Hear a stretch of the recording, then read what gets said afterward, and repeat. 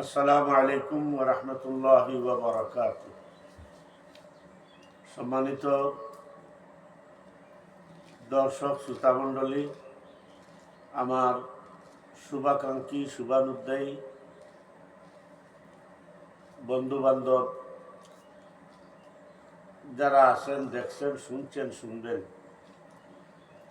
আমি আজ অত্যন্ত বরাক্রান্ত হৃদয়ে জানাচ্ছি যে আমার আইডিগুলো কে বা কারা হ্যাক করেছে। ফেসবুক আইডিগুলো কে বা কারা হ্যাক করেছে এবং মাঝে মধ্যে হ্যাক করে আবারও ছাড়ে। যে আইডিটি সবচেয়ে বেশি ব্যবহার করি, রেগুলার ব্যবহার করি, এই আইডিটি হ্যাক করে অথবা লগ ইন করে মেসেঞ্জারে বিভিন্ন জনের কাছে, ফেসবুকে থাকা ফ্রেন্ডদের কাছে টাকা চেয়ে থাকে। ইতিমধ্যে আমার হোয়াটসঅ্যাপ হ্যাক করেছে অথবা লগ ইন করেছে আমার বিভিন্ন বন্ধু মহলের কাছে, দেশি প্রবাসী যারা আছেন তাদের কাছে টাকা চেয়েছে। যারা আমার সম্পর্কে জানেন যে আমি এইভাবে ফেসবুকে, মেসেঞ্জারে অথবা হোয়াটসঅ্যাপে টেক্সট মেসেজের মাধ্যমে কারো কাছে টাকা পয়সা চাই না, তারা আমাকে বিষয়টি অবহিত করেছেন। আর যারা আমার অত্যন্ত শুভানুদ্দায়ী, তারা আমার সাথে যোগাযোগ না করে অনেকে টাকা দিয়েছেন।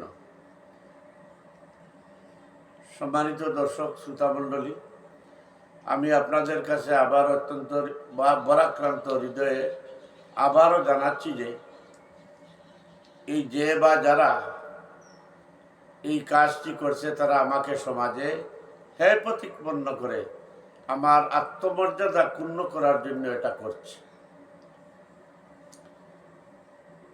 এইভাবে যারা মেসেঞ্জারে টাকার জন্য তাগাদা পান, আমাকে টাকা দেন, আমি খুবই অসুস্থ, রাতের ভিতর দেন, 12টার ভিতরে দেন, এই ধরনের আবেদন যারা পান বা আহ্বান যারা পান, অনুগ্রহ করে আমাকে টেক্সট মেসেজ দিয়ে বিষয়টি অবহিত করবেন। আমি আমার ব্যক্তিগত মিজাজ অনুযায়ী যার কাছে টাকা চাওয়া প্রয়োজন বা চাওয়ার দরকার মনে করি, কিভাবে চাই এটা তারা জানেন। আশা করি এই আমলটি করবেন। আমি যেভাবে যে মিজাজে কারো কাছে কথা বলি, কারো সাথে কথা বলি, সেই মিজাজের অনুপস্থিতি দেখলে বিষয়টি আমাকে অবহিত করবেন। আমি ফেসবুক থেকে চলে যাওয়ার ইচ্ছা পোষণ করেছিলাম, কিন্তু বন্ধু বান্ধব এবং সতীর্থ যারা আছেন, শুভানুদ্দায়ী যারা আছেন, দিনী ভাই যারা আছেন, তারা আমাকে বললেন যে না, ফেসবুক থেকে সরার প্রয়োজন নেই, বরং আপনি পুশ করেন। পাশাপাশি আমি বিষয়টি আইন শৃঙ্খলা বাহিনীকে অবহিত করেছি এবং বিষয়টি তদন্ত চলছে।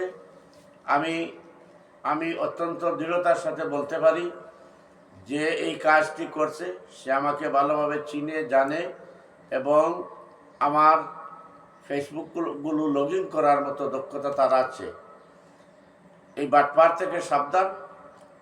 এর সাথে আমাদের নাগরিক বার্তা, ইসলামী রিসার্চ সেন্টারের এবং আমাদের পরিবারের কোনো সম্পর্ক নেই। এই আবেদনের পরেও যদি আর কারো কাছে টাকা চায়, মেসেঞ্জারে আমার আইডি হ্যাক করে আইডির স্ক্রিনশট দিয়ে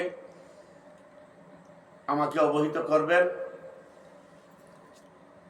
এই লাইভ ভিডিও দেওয়ার পর যদি আর কারো কাছে টাকা পয়সা চায়, তাহলে আমি তার ফটো সহ আপনাদেরকে অবহিত করব।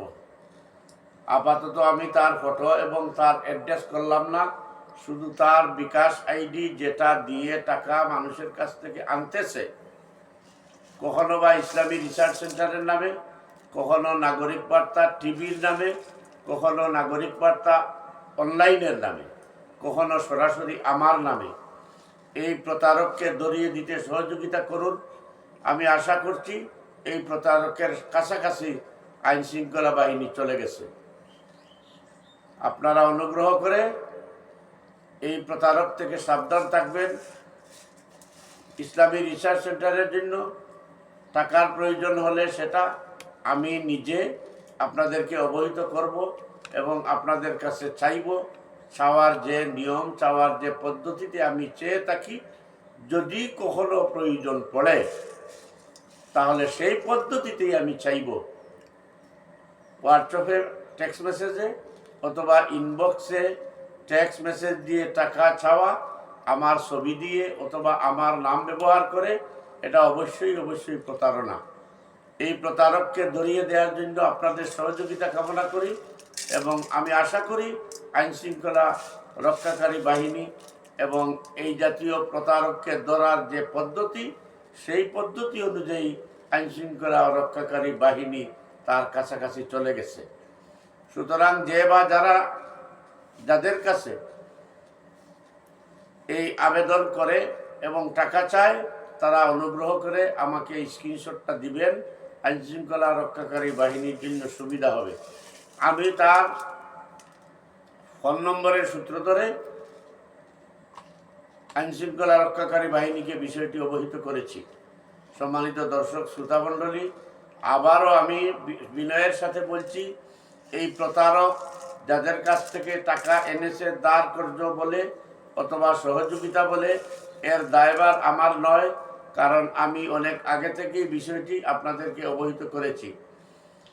এজন্য যারা আমাকে বিষয়টি অবহিত করেছেন তারা টাকা দেন নাই, কিন্তু কিছু উৎসাহী বন্ধু আমার প্রতি অত্যন্ত দরদি মন, তারা অল্প অল্প কিছু টাকা পয়সা সহযোগিতা করেছেন অথবা দাঁড় কর্য দিয়েছেন বলে আমাকে গত রাত্রে অবহিত করেছেন।